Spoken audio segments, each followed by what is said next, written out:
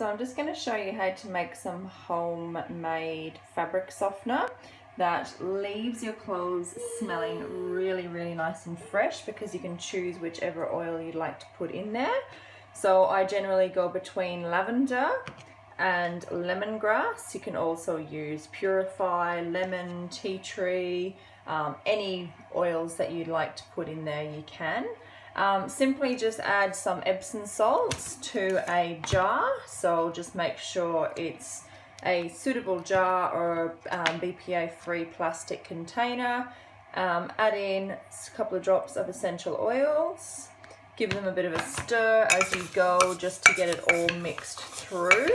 So the reason why you would use this instead of your supermarket bought fabric softeners, they're absolutely chock-a-block full of really, really nasty, harsh chemicals, which can irritate the skin, and as well as that can cause sensitivities and allergies and all sorts of things, believe it or not, when you've washed your clothes in them and you're wearing them.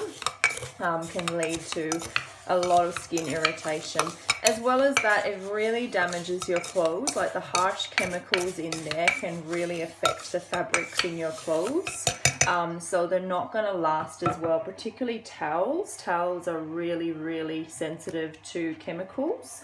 And if you wash in chemical or use your fabric softener full of chemical, it can actually just weaken the length of life of your towel. So by using this, your towels will be super soft, no skin sensitivities or anything. Great for babies' clothes, and just customize and use whichever oils you like until you've got a nice smell and it's all mixed nicely through.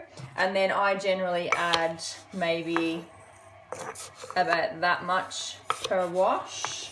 Sorry, I don't usually measure things, so I just go by gauge. I'll just show you. I generally add about that much per load, just till it's pretty much full on the fabric softener side.